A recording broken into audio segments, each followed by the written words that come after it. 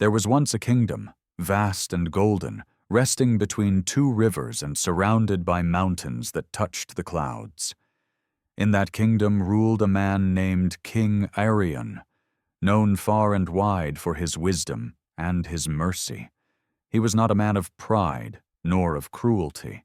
He was a man who believed that the strength of a nation was not in its armies or its gold, but in the honesty of those who served it.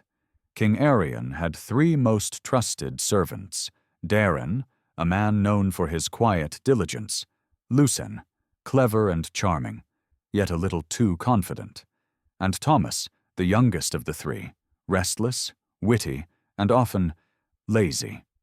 For many years they worked side by side. But as time went on, the king began to sense something had changed. He noticed that one of them had become dishonest with money and careless in his work. Yet, no matter how closely he watched, he could not tell which of the three it was. So he decided to do something that no one in his court could expect. He would let time and truth reveal the answer. One morning, before dawn painted the sky, King Arion called the three men into the courtyard of the palace. The air was cool, heavy with the scent of wet earth and jasmine. Without explaining why, the king gave each man a leather bag. The bags looked identical, stitched with deer hide, soft but strong. Then the king spoke, his voice calm and deep. "Each of you will travel to a different forest, far from the palace. You will have only one day. Your task is simple. Fill these bags with the finest fruits you can find. Bring them back before sunset. That is all." No further explanation. No reward mentioned. Just a quiet nod, and three horses waiting at the gate. Daren, Lucen, and Tomas bowed, confused but obedient. They didn't know it, but this was not a test of gathering. It was a test of character. Daren, the first servant, rode into a thick forest blanketed with morning mist. He tied his horse, rolled up his sleeves, and began his search.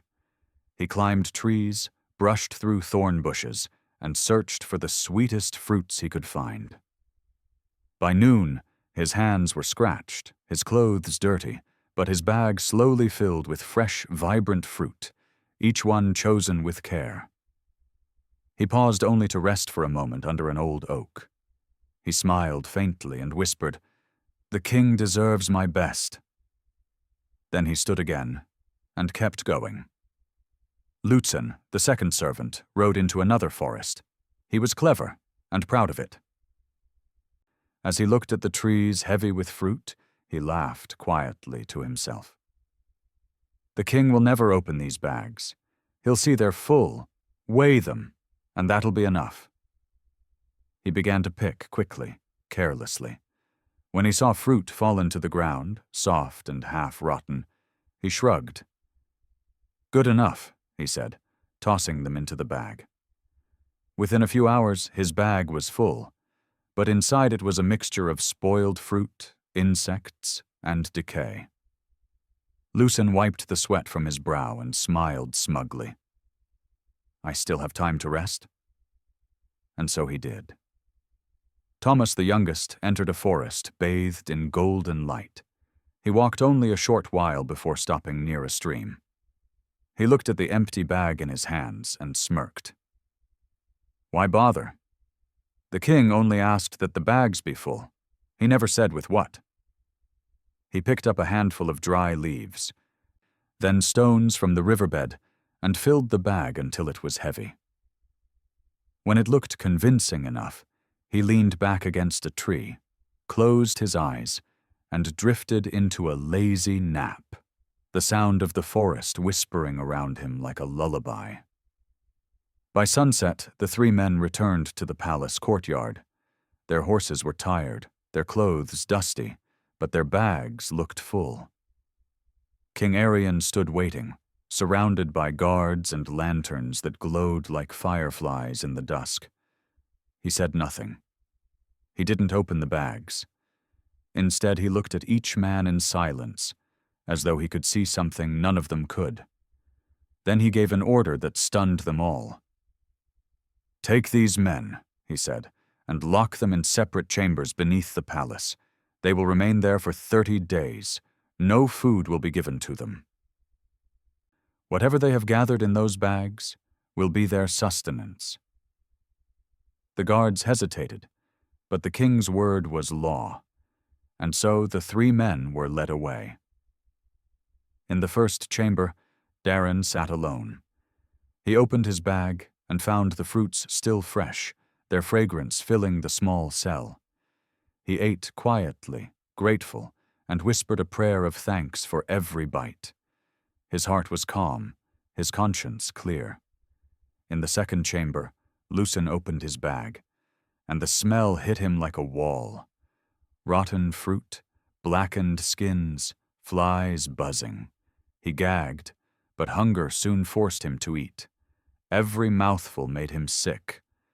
By the end of the first week, his body burned with fever.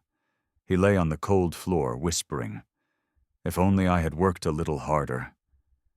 In the third chamber, Tomas untied his bag, expecting to laugh, but his laughter died before it began.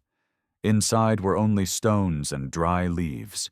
He stared, disbelief turning to horror. He screamed, beat the walls, begged the guards for mercy, but none came. Days passed. Then silence. 30 days later, the king walked down into the dim halls beneath the palace. The guards bowed, opened the doors one by one. In the first chamber, Daren stood, thinner but alive. His eyes were calm. He bowed deeply. In the second chamber, Lucen lay lifeless, his bag beside him, a reminder of wasted chances. And in the third, Tomas was gone, his bag of stones lying open like a grave filled with regret. The king said nothing for a long while. Then he turned to his advisers and spoke softly. "Every man carries a bag through life. Some fill it with effort, truth, and love. Others fill it with excuses, shortcuts, and deceit. When the time comes to draw from it, only then do they learn what they've been carrying." He looked toward the dawn breaking through the prison window. What we gather each day becomes what we must live on tomorrow. In the days that followed, King Arion promoted Daren to chief minister. Under his guidance, the kingdom flourished like never before. Lucen and Tomas were buried with quiet honor, their names unspoken, but their lessons never forgotten. From that day on, King Arion made it a tradition. Once a year, he would send a task into the hands of his people, not to test their strength, but their honesty. And the story of the 3 servants became a whisper passed down for generations. Parents told it to their children. Teachers told it to their students. And each time, someone listening would pause and look inward. Because the truth of that story is not about kings or servants or fruits in a forest. It's about every single one of us. Every morning, life hands you a bag. It may not look like one, but it's there. A new day, a set of hours, a chance to choose what to fill it with.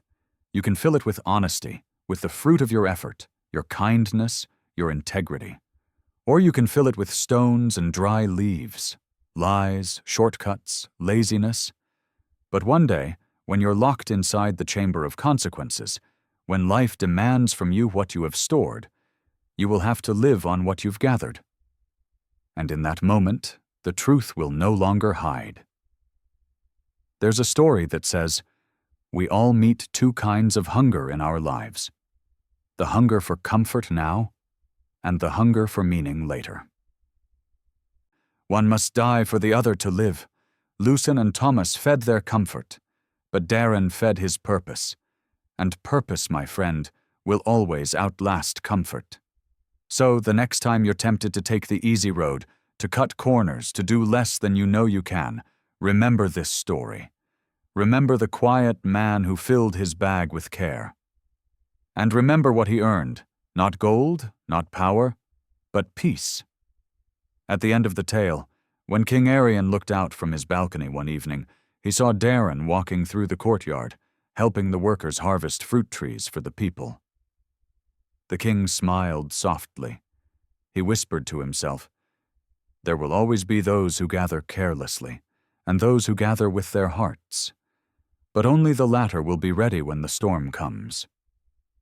And for a brief moment, the Golden Kingdom seemed to breathe in harmony, as if the earth itself agreed.